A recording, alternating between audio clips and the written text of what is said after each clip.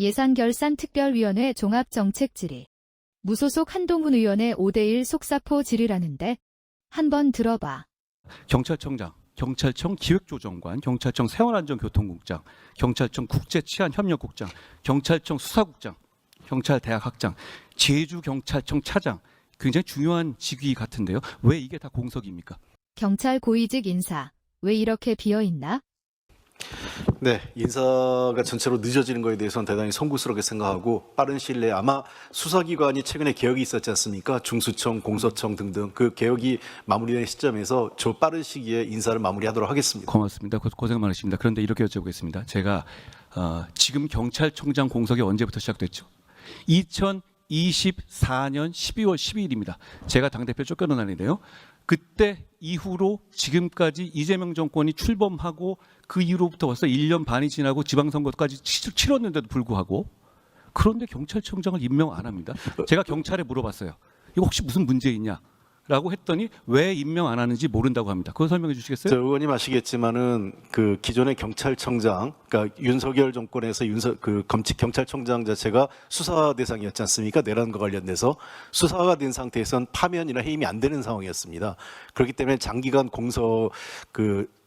후임 경찰청장 임명이 좀 어려운 상황이었고 이후 이재명 정부 출범 이후에 본격적으로 수사기관 그다음에 검찰 관련돼서 개혁이 이루어지면서 수석님, 이재명 정권 출범이 뭐 한 3개월 됐습니까?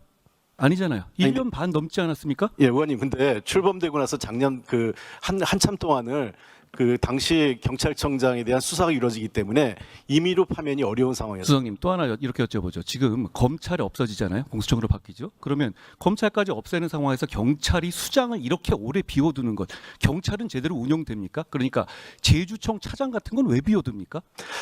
네, 말씀하신 대로 그런 여러 자리 공석에 따른 리더십의 부재에 대해서는 저희들도 매우 송구스럽게 생각합니다만 그러한 경찰 상위 직급의 부재가 이러한 현장에서의 수사력의 어떤 부실함으로 반드시였다고 생각하지는 않습니다. 앞서 총리나 경찰 담당자께서 말씀하신 것과 같이 이 문제에 대해서는 시스템의 부재, 의원님이 지적하신 시스템의 부재가 맞고요. 예. 이것을 해소하는데 최선을 다하도록 하겠습니다. 시스템의 부재를 저는 공감하고요. 저는 이런 일을 했던 사람으로서 대다수 경찰관들이 정말로 열심히 일한다는 걸 알고 있습니다. 저는 경찰을 비하하거나 경찰이 개별적으로 일하는 공직자를 잘못했다는 생각을 말씀드린 게 아니에요. 그런데 지금 이 시스템대로라면 이런 식의 암장은 얼마든지 일어날 수 있거든요.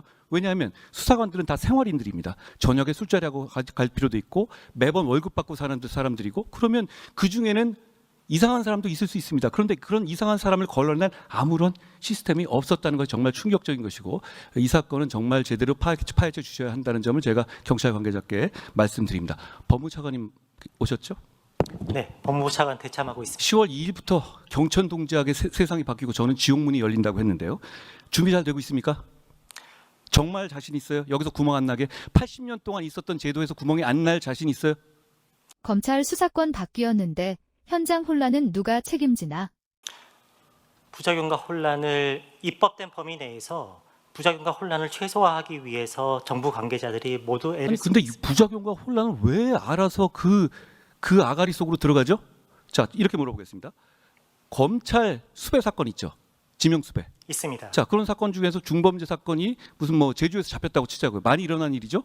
그럼 지금까지는 어떻죠? 이 사람은 지명 수배되면 검찰 수사관이 데리고 오고 검찰 단계에서 체포 당시로부터 48시간 안에 영장 청구 여부를 결정해야 되잖아요. 그렇습니다. 그렇게 굉장히 바쁘게 움직였죠. 지금은 그럴 수 있습니까? 10월 2일부터는 안 되죠. 검사에게 수사권이 없기 때문에 그와 같이 기소중지, 특히나 영장을 발부받은 기소중지 예. 사건에 대해서는 대부분 제기를 해서 수사 권한이 있는 기관에게 사건을 이관해야 되는 맞습니다. 상황입니다. 맞는데 그거 제주 같은 데 잡혀서 올라오는 데만 12시간 걸리는 이런 상황에서 48시간 내에 결정 가능해요? 가능합니까 진짜? 그런 경우에 중범죄가 잡혀오면 검사 입장에서는 일단 석방 후 하지 않겠어요? 왜냐하면 그 단계에서 기소할 수 있는 단계는 아닌 경우가 대부분이잖아요. 우리가 알지 않습니까? 수배는 조사 전 단계에서 내리니까요. 그렇죠? 그러면 그 상황에선 이런 구멍들 저는 보면 너무 많은 구멍이 보이는데 이런 구멍에 대해서 물어보면 저한테 이렇게 말을 하더라고요. 아, 의원님 그러네요. 이렇게 얘기하더라고요. 제 말씀 맞죠, 이거? 이거에 대해서 확실한 답이 있어요? 예를 들어서 기록은 다 어디 있습니다. 이런 사건의 기록은 검찰청에 있죠. 검찰청 기소중지 사건을 대상으로 말씀하시는 그렇습니다. 것 같습니다. 그러면 검찰청 기소중지 사건의 그 기록은 그러면 말씀하신 것처럼 잡혀오면 그쪽에다가 보내야 되겠네요. 기록을. 그렇죠? 잡혀오기 전에 예. 사건을 제기해서 수사 권한이 있는 기관에게 송부해야 되는 상황입니다. 그 준비가 되고 있습니까? 그 준비를 대검에서 기준을 마련을 했고 9월 중에 사건을 제기를 해서 체포영장이든 신병이 잡혀오는 사건에 대해서는 수사기관에 넘겨야 되는 상황입니다. 10월부터인데요. 그러면 그 여부가 지금 같이는 이 48시간 제도는 검찰이 수사한다는 전제하에서 그 시간을 저는 마련해 놓은 거라고 봐요. 그런데 지금 이렇게 잡혀오면 넘어오고 핑퐁해서 왔다 갔다 하는 시간까지 감안한다면 이게 운용될까요? 자신 있습니까? 기존에는 검찰 수사관이 가서 직접 신병을 데리고 왔습니다만 이제는 경찰에 사건을 넘겨서 예. 경찰이 48시간 내에 체포영장을 왜 이래야 되는 거죠, 이거? 네. 또 하나. 신병 여부를 자, 좋습니다. 구속 피의자가 경찰 단계에서 구속 피의자가 넘어오면 예를 들어서 경찰 단계에서는 조금 애매하게 자백을 해놓고 그런 다음에 검찰 단계에서 한 구속 기간 며칠 남겨놓고 얼른 알리바이를 댄다든가 CCTV를 얘기한다든가 그랬을 경우에 지금까지는 검사가 그냥 수사관이 직접 그 CCTV에 까봤죠. 그렇습니다. 앞으로는 그렇게 못하죠. 못합니다. 그럼 그거 다시 경찰로 보냅니까? 지금 사실관계 확인권이라는 제도가 들어와서 그건 나와봤자 피의자나- 증거 능력이 없죠. 네. 하지만 그러면 증거 능력이 그런 없기 이상은 때문에 예. 보안 수사가 필요한 부분에 대해서는 경찰에 다시 내려보내야 되는 상황입니다. 그렇죠. 그럼 구속 기간은 한정돼 있는데 그럼 구속 기간의 후반쯤에 그런 얘기 나오면 어떻게 해야 되죠? 풀어야 되는 거 아닙니까? 그 부분이 구속제도 운영과 관련해서 사실 우려되는 부분들이 상당히 많은 상황이고요. 그런 부분에 대한 대책이 뭐죠? 우려는 하지 마시고 왜냐하면 법무부시잖아요. 그 부분에 대해서는 첫 번째로는 보안 수사 요구의 형태를 기존에는 경찰에 내려보내는 형태로만 했습니다만 병존적 보안 수사 요구를 활용을 해서 경찰관과 수사 협력을 강화해서 제가 무슨 소리인지 못 알아듣겠습니다. 제가 못 알아들으면 이거는 병존적인 수사협력 체제요? 그건 그냥 잘해보겠다는 얘기밖에 안 되는데요. 기존에는 검찰에서 사건을 경찰로 내려보냈습니다만 구속 기간의 기한 내에 최대한 충실한 사건을 수사하기 위해서 보안이 필요한 부분에 대해서만 사건을 전체로 내려보내지 않고 검찰에서 수사를 하면서 함께 진행을 좋습니다. 검찰에서 검토를 하면서 함께 수사를 알겠습니다. 진행한다는 것입니다. 알겠습니다. 제가 이거 하나만 여쭤보죠. 제가 이준수 차관이 검사 시절에 열심히 일했다는 걸 알고 있습니다. 자, 이렇게 여쭤보죠. 진짜 대통령 사건 공소 취소해도 되는 거예요? 본인 정말 그렇게 생각해요? 공소 취소 정말 가능한 겁니까?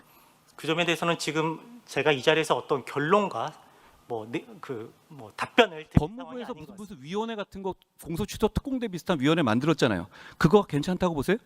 그 점에 대해서는 아시다시피 국회에서 국정조사가 있었고 국정조사에서 제기된 의혹들에 대해서 차관님, 확인이 필요하다는 차관님 요청이 그동안에 정치인들 사건에 대해서는 누구나 문제 제기를 해왔고 누구나 정치 수사라고 해왔어요. 그런데 다 이렇게 해왔습니까? 법무부에서 알아서 다 이렇게 해왔어요. 한 번이라도 그런 적 있어요? 저는 기억이 못합니다. 제가 장관도 해봤잖아요. 제가 그리고 몇십 년 검사해봤지만 이런 걸 보지 못했어요. 사례가 있습니까? 없죠? 네, 기존에 그렇게 했던 예, 사례들은 알겠습니다. 많지 않습니다. 자, 정무수석께 하나 여쭤보겠습니다. 대한민국은 삼권 분립의 나라잖아요. 삼권 분립에서 우위를 가진 삼권이 있습니까? 다른 이권에 비해서? 그렇진 않습니다. 예, 다만 그러면 헌법상에서 자, 이렇게 국회로부터 여쭤보겠습니다. 시작돼 있죠. 자, 조희대 대법원장이 손봉기 대법관 후보를 제청했는데 그거 반려하시거나 반려할 계획을 검토하고 계십니까? 대법관 후보 제청 절차의 문제는 없었나? 아직 최종적으로 확정되지 않은 상황이기 때문에 인사권자인 대통령께서 여러 가지 상황을 검토 중에 있습니다. 예, 정답을 말씀하시는 건데 제가 이거 여쭤보죠. 그러면 손봉기는 왜 안 되고 김민기는 왜 꼭 시켜야 하는 겁니까? 그것은 제가 인사권자가 아니기 때문에 말씀드리기 어렵습니다. 다만 여러 가지 인사권자께서는 다양한 상황 내용과 인사 적절성 여부를 검토하게 돼 있고요. 예, 다만 이게 어떤 의미인지 우리가 아니까 전 이 정도로 하겠습니다. 그리고 산업부 장관 계십니까? 외교부 장관께서 제가 이걸 여쭤봤어요.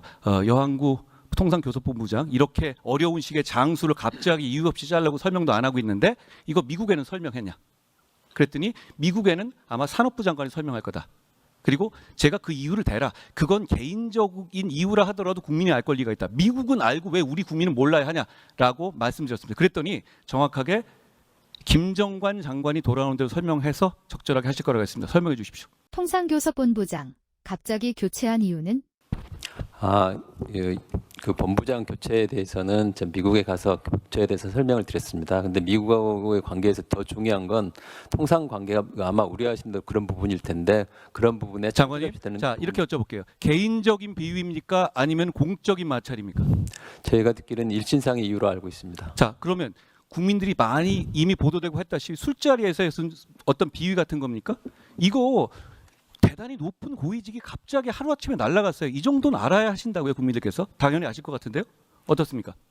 구체적인 개인 신상 관련 사항은 확인해드리기가 어렵습니다. 그게 어떻게 개인 신상 상황입니까? 장관이 예를 들어서 성추행 문제로 내려온다면 정부가 비판받아 마땅할 공적 사안이지 그게 그 개인 문제입니까? 어떻습니까? 여러 가지 논란이 있는 걸로 알고 있습니다. 논란이 있는 거라는 건 제가 말씀하신 취지를 부인하시지는 않는 거네요. 그게 뭐 사실관계라든지 여러 부분에서 논란의 이유가 있기 때문에 지금 답변드리기는 어렵습니다. 예, 외교부 장관께 여쭤보겠습니다. 미국이 지금 트럼프 대통령이 말하고 이런 뉘앙스들이 보면 북한에 대한 비핵화를 사실상 포기한 것 같은 뉘앙스를 보이고 실제로 북미 대화를 위해서 북한 비핵화의 포기와 완전한 비핵화의 포기와 주한미군 감축까지도 할 수 있다라는 분석이 미국에서 오늘 나왔습니다. 자, 실제로 이런 상황입니까? 미국이 주한미군을 줄일 가능성은? 미국 어디에서 그런 게 나왔습니까? 보도가 됐습니다. 자, 그럼 다시 어디 나오는지 빼고요. 그럼 그런 상황입니까? 아닙니까? 그건 아닌 것으로 그럼 미국도 아직도 완전한 비핵화 목표를 바꾼 게 없습니까? 그것을 지금 트럼프 대통령의 트루스 소셜 메시지 이후에 종합적으로 검토하고 있다고 보고를 받았습니다. 아니 검토가 아니라 저는 답을 원하는 거죠. 검토를 바라는 게 아니고 다시 한번 여쭙겠습니다. 그러면 그렇게 돼서 미 대통령이 비핵화 포기냐고 물으니까 그 얘기는 하고 싶지 않다 이렇게 답했죠? 기자들에게? 미국 대통령은 그렇게 답을 했고 저희들이 그럼 미국 대통령의 입장이 미국의 입장이 아닙니까? 네, 그건 이슈에 따라서 담당자가 다 다르고 담당하고 있는 기관이 다 다르고 또 때로는 미국의 대통령 아닙니까? 글쎄 미국의 대통령이 요즘 그렇습니다. 잘 아시는 바와 같이. 자, 정동영 장관께 여쭤보겠습니다. 예, 지금 북미 대화가 대단히 중요하고 종전선언에 대해서 대단히 큰 사명감을 갖고 계시는 것으로 알고 있습니다. 제가 그 뜻은 존중합니다만 그런데 북미의 대화가 어떤 미국의 국내적 상황 때문에 급진전해야 되는 북미 대화 재개, 비핵화 로드맵은 있습니까? 목표는 핵 없는 한반도라는 궁극적 목표를 갖고 있습니다. 그런데 달리는 자동차를 후진시키기 위해서는 일단 멈춰야 합니다. 핵 자동차가 달리고 있는데 일단 북핵 우선 중단, 그 다음에 감축 협상, 그리고 장기적으로 비핵화, 이것이 우리가 갖고 있는 로드맵입니다. 네. 지금 미국이 이 한국을 탈출한 상황에서 북미 대화를 진행할 가능성이 상당히 높고 그 상황에서 주한미군 감축이나 완전한 북한의 비핵화 문제를 포기하는 선언을 할 가능성이 저는 상당히 있다고 보는 거예요. 그러면 그걸 막기 위해서 대한민국 정부가 어떤 외교적 노력을 해야 하는 것 아닌가요? 하고 있는 것이 있습니까? 우리 의원님께서 그렇게 추정을 예측을 하십니다만 아직 그렇게 예단할 단계는 아니라고 생각합니다. 종합적으로 한반도의 평화와 안정에 도움이 되는 방향으로 노력한다는 것이 우리 정부의 입장입니다. 여러분의 좋아요와 댓글은 영상 제작에 큰 힘이 됩니다. 네, 한동훈 의원님 수고하셨습니다.